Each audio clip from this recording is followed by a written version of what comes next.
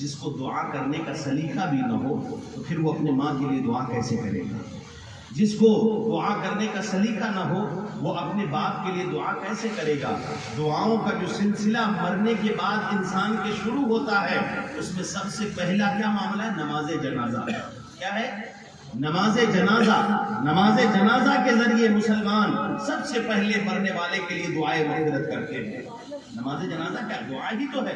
آپ نیت بتاتے ہوئے نہیں کہتے دعا واسطے اس میت کی، دعا کے لیے ہی نماز جنازہ پڑھی جاتی ہے تاکہ مرحوم کے لیے یا مرحومہ کے لیے جانے والے کے لیے دعا کر سکے آپ۔ اب مجھے بتائیے، ایک مسلمان ہے، محلے میں رہتا ہے، لیکن اسے نماز جنازہ آتی ہی نہیں ہے پڑھنا، لیکن وہ نماز جنازہ جاتا تو ہے۔ نہیں جائے گا تو پھر اس کی نماز جنازہ میں کون آئے گا؟ اسی ڈر سے کچھ لوگ جاتے ہیں کہ آج ہم کسی کے جائیں گے تو کل ہمارے کوئی آئے گا۔ ٹھیک ہے، اس لیے کہ موت پر تو سب کو یقین ہے، ہاں جن کو اللہ پہ یقین نہیں ان کو بھی موت پہ یقین ہے۔ بہت سارے لوگ ہیں جو یہ نہیں مانتے بنانے والا ایک ہے، بہت سارے لوگ دنیا میں ایسے جو نہیں مانتے کہ عبادت سب صرف اللہ کی ہونی چاہیے، ایک کی ہونی چاہیے۔ انیک کو ماننے والے جو اللہ کو نہیں مانتے وہ بھی یہ مانتے کہ موت آنے والی ہے، لہذا ہم کسی کے جائیں گے تو کوئی ہمارے آئے گا۔ یہ صرف مسلمانوں کے یہاں نہیں ہے، سب کے یہاں ہے۔ ہم کسی کے جائیں گے تو کوئی ہمارے آئے گا، کیوں؟ اس لیے کہ وہ مرا ہے تو ہم بھی مریں گے۔ جس مرنے والے کے یہاں ہم گئے اس کی اولاد ہمارے آئے گی، پھر ہماری اولاد ان کے جائے گی، ان کی اولاد ہمارے آئے گی۔ یہی سلسلہ چل رہا ہے۔ موت پر یقین جو ہے، موت پر یقین جو ہے، لہذا ہر بندہ جنازے میں جاتا تو ہے، لیکن کیا کرے؟ نماز جنازہ آتی تو ہے نہیں، لیکن ہم کرتے کیا ہے؟ جا کے کھڑے ہو جاتے ہیں، جا کے کھڑے ہو جاتے ہیں، چپ چاپ کھڑے رہتے ہیں۔ امام صاحب نے سلام پھیر دیا، ہم نے بھی پھیر دیا۔ اچھا ٹھیک ہے، آپ نے پڑوسی کے ساتھ یہ کیا تو ٹھیک، آپ نے رشتہ داروں کے ساتھ یہ کیا۔ ایک دن وہ بھی آتا ہے جب آپ کا اپنا باپ انتقال کر جاتا ہے، ایک دن وہ آتا ہے جب آپ کی اپنی ماں بھی انتقال کر جاتی ہے، اس دنیا سے چلی جاتی ہے۔ مجھے بتاؤ کیا باپ کے انتقال کرتے ہی راتوں رات کسی کو نماز جنازہ یاد ہو جاتی ہے؟ ماں کے انتقال کرتے ہی کیا راتوں رات نماز جنازہ یاد ہو جاتی ہے؟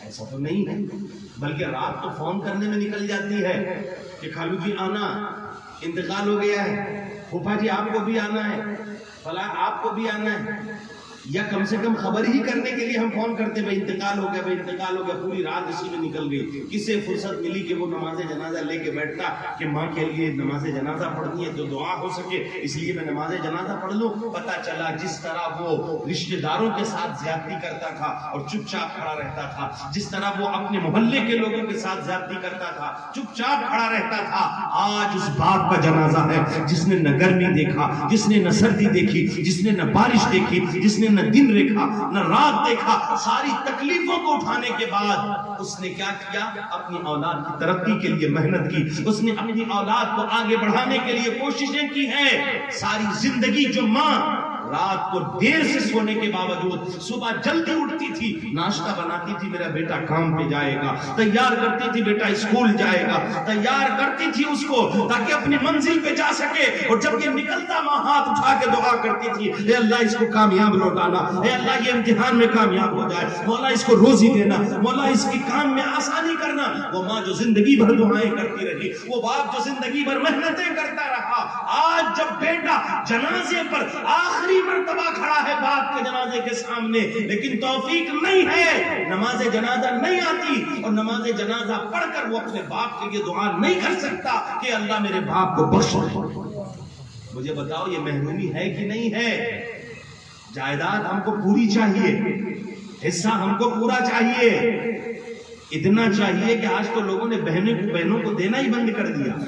یاد رکھنا بہن معاف کرنا چاہے تو نہیں کر سکتی ہے، اس لیے کہ اللہ نے کہا ہے دو اس کو، اللہ نے کہا ہے بہن سے کہ لے، ایک بار لے اور لے کے دے دے، یہ چلے گا، لیکن یوں ہی نہیں کہہ سکتی، جس طرح آپ یہ نہیں کہہ سکتے کہ نہیں میں تو نماز نہیں پڑھتی، جس طرح آپ یہ نہیں کہہ سکتے کہ میں تو روزہ نہیں رکھتی۔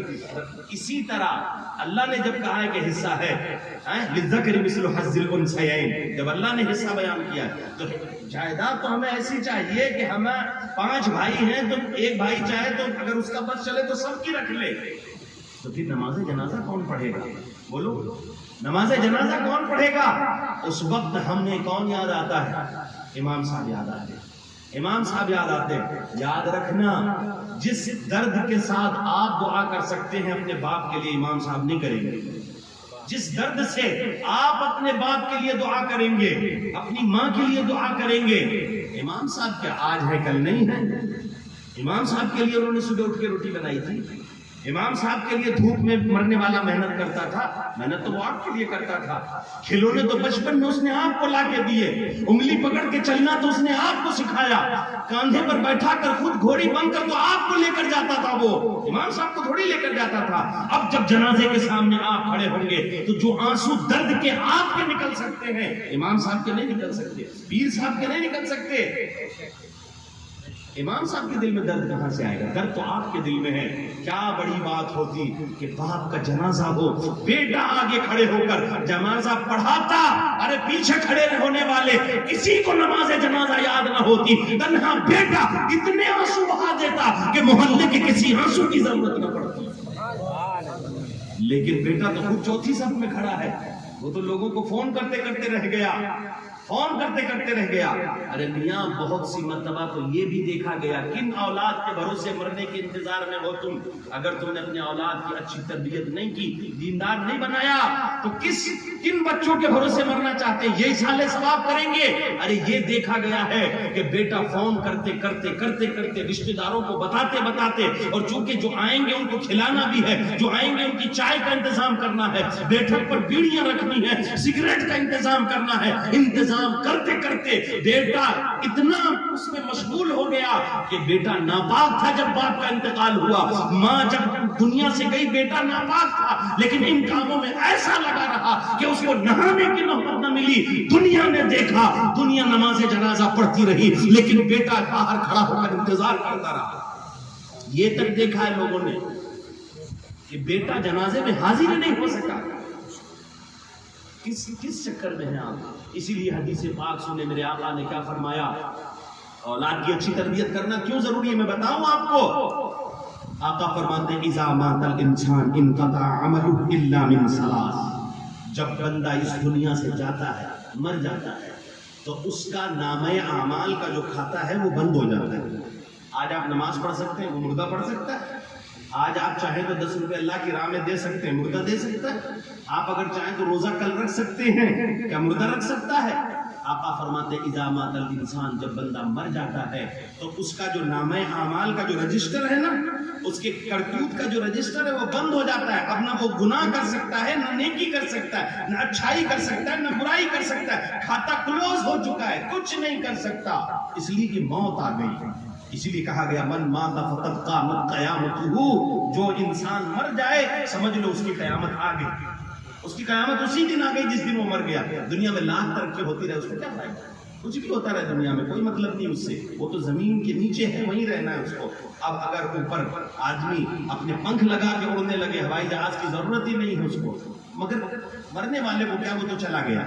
مرنے والے کو کوئی مطلب نہیں. آقا فرماتے ہیں اذا مات الانسان انقطع عمله. جب بندہ مر جاتا ہے تو اس کا نامہ اعمال بند ہو جاتا ہے، اس کے کرتوتوں کی ڈائری بند ہو جاتی ہے. آقا فرماتے ہیں الا من ثلاث. 3 چیزیں باقی رہتی ہیں. آپ نماز نہیں پڑھ سکتے، آپ روزہ نہیں رکھ سکتے، حج نہیں کر سکتے، غریبوں کو صدقہ نہیں کر سکتے، مردہ کچھ بھی نہیں کر سکتا، اس کو تو قبر میں سونا ہے. 3 چیزیں ایسی ہیں کہ یہ قبر میں سوتا رہے گا پھر بھی ثواب اس کو ملتا رہے گا. وہ 3 چیزیں کیا ہیں؟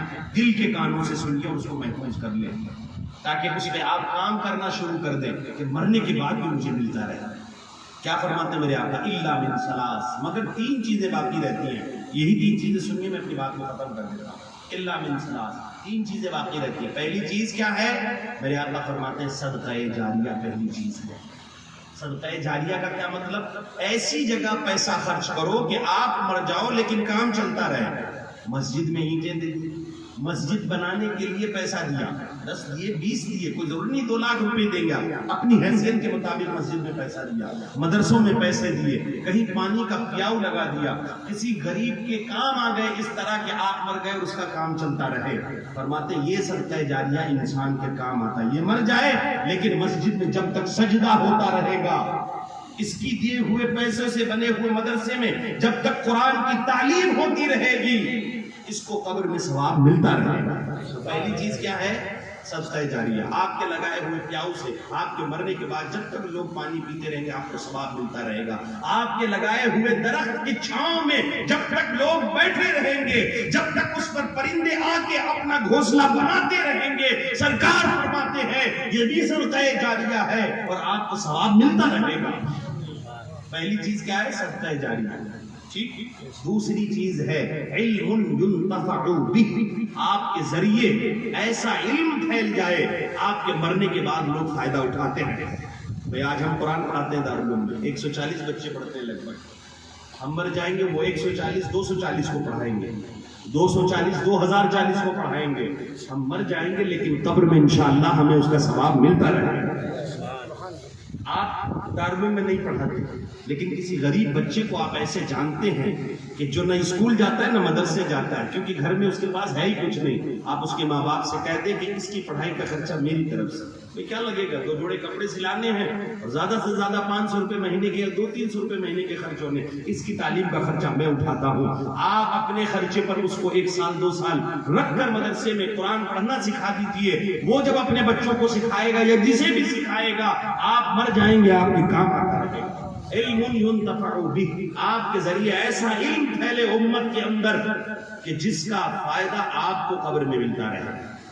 2 چیزیں ہو گئی، اب تیسری چیز ہے، بڑا غور سے سنیے گا، اور آسن میں مجھے اس چیز کو بیان کرتے ہوئے کاش کہ مجمع زیادہ ہوتا تو لوگ سنتے۔ تیسری چیز کیا ہے؟ ولد صالح يدعو له، نیک اولاد، نیک اولاد جو مرنے والا اپنے پیچھے چھوڑ کر جاتا ہے، اس کا اپنا تو کھاتا بند ہو گیا، وہ کچھ نہیں کر سکتا، وہ نماز نہیں پڑھ سکتا، وہ روزہ نہیں رکھ سکتا، وہ حج نہیں کر سکتا، وہ زکوٰۃ نہیں دے سکتا، وہ غریبوں کی مدد نہیں کر سکتا، وہ یتیموں کے سر پر دست شفقت نہیں رکھ سکتا، وہ بیواؤں کا سہارا نہیں بن سکتا، وہ کوئی عبادت نہیں کر سکتا کیونکہ قبر میں ہے، لیکن اس کی اچھی تربیت کیے ہوئے بچے، اس کی اولاد یہ کام کر سکتی ہے، وہ نماز پڑھے گی اسے ثواب ملے گا، یہ حج کریں گے مردے کو ثواب ملے گا، یہ زکوٰۃ دیں گے قبر میں اس کو اجر ملتا رہے گا۔ اگر آپ نے اپنے بچوں کی اچھی تربیت کی ہے، آپ کی اچھی تربیت کی وجہ سے اگر آپ کے بچے نیک کام کریں گے آپ کو قبر میں ثواب ملتا رہے گا۔ تو اب ہماری کیا ذمہ داری بنتی ہے کہ اپنے بچوں کی اچھی تربیت کر کے جائیں۔ اگر ہم نے اولاد کو اس طرح چھوڑا ہے کہ ہمارے مرنے کے بعد تو اولاد سٹہ کھیلتی ہے، ہمارے مرنے کے بعد تو اولاد جوا کھیلتی ہے، ہمارے مرنے کے بعد تو اولاد نشہ کرتی ہے، ہمارے مرنے کے بعد تو اولاد گالیاں دیتی ہے، ہمارے مرنے کے بعد تو اولاد غریبوں کو ستاتی ہے، ہمارے مرنے کے بعد تو اولاد بیواؤں کو پریشان کرتی ہے، مجھے بتاؤ ہمیں قبر میں کیا ملے گا؟ ہمیں قبر میں کیا ملے گا؟ لہٰذا اولاد کی اچھی تربیت ضروری ہے، اس لیے کہ آپ کے مرنے کے بعد اگر یہ اچھا کام کریں گے تو قبر میں آپ کو ملے گا۔ آج ہمارے یہاں لوگ آ کر کہتے ہیں کہ حضرت بہت برا ہو گیا، کیا ہوا بھائی؟ آپ کا تو کاروبار اچھا چلتا تھا، کیا ہو گیا ایک دم سے؟ حضرت سب کچھ اچھا چلتا تھا، آج بھی چل رہا ہے، لیکن آج جو بڑھاپا میں نے دیکھا 50 سال کی عمر ہو گئی، بال سفید زیادہ ہیں کالے کم ہیں، اتنی عمر تک پہنچتے پہنچتے میں نے جو اکٹھا کیا تھا میرے بیٹے نے 2 مہینے میں اڑا دیا، میرے بیٹے نے 4 مہینے میں اڑا دیا، میرا بیٹا ڈریم 11 میں لگ گیا، میرا بیٹا نشے میں لگ گیا، فلاں میں لگ گیا، فلاں میں لگ گیا۔ میں کہتا ہوں وہ نہیں لگ گیا، پہلے آپ نے اس کو ڈھیل دی ہے تب وہ لگایا جاتا ہے، پہلے آپ نے اس کے چال چلن پر دھیان نہیں دیا، پہلے آپ نے اس کی کرتوت کو دیکھا نہیں ہے۔ ارے ہم نے بچپن میں اپنے بچوں کو اللہ سے نہیں ڈرایا، ہم نے بچپن میں اپنے بچوں کو دین نہیں سکھایا، ہم نے بچپن میں ہماری ماں بہنیں بچوں کو کس سے ڈراتی ہیں؟ بیٹا سو جا نہیں تو بلی آ جائے گی۔ بچے نے ضد کرنا شروع کیا کہ یہ چاہیے، نوٹ 10 روپے کا ہے، بچہ ضد کرتا ہے دے دے ممی، ماں اٹھا کر اس کو یوں پھینکتی اور بغل میں رکھ کے کہتی کوا لے گیا۔ ہم نے اپنے بچوں کو سکھایا کہ نوٹ کوے لے گیا، بلیاں آ جاتی ہیں گھر میں سو جاؤ، ہم کیا کہتے ہیں اپنے بچوں سے؟ پولیس والا آئے گا پکڑ کے لے جائے گا، سو جاؤ، بابا آ جائے گا پکڑ کے لے جائے گا۔ ہم نے اپنے بچوں کو بلی سے ڈرایا، کوے سے ڈرایا، ہم نے اپنے بچوں کو پولیس والے سے ڈرایا، بابے سے ڈرایا، لیکن جیسے ہی ہمارا بچہ بڑا ہوا اس کو پتا چل گیا کوے کھلونے نہیں لے کر جاتے، بلیاں گھر میں اس طرح نہیں گھس گھسنی ہے کہ چیر پھاڑ دیں. وہ سمجھ گیا کہ پولیس والے تو ہماری خدمت کے لیے ہیں. وہ جان گیا بڑے ہو کر کہ بابا کو 2 روپے میں دوں گا تو چائے پیے گا بیچارہ, اس سے مجھے ڈرنے کی کیا ضرورت ہے. بچپن میں جن چیزوں سے ہم نے اپنے بچوں کو ڈرایا ہے, جیسے ہی سمجھدار ہوا بچہ سمجھ گیا بلیاں کچھ نہیں کرتی, بابے کچھ نہیں کرتے, پولیس والے کچھ نہیں کرتے, اس کے دل سے ڈر نکل گیا.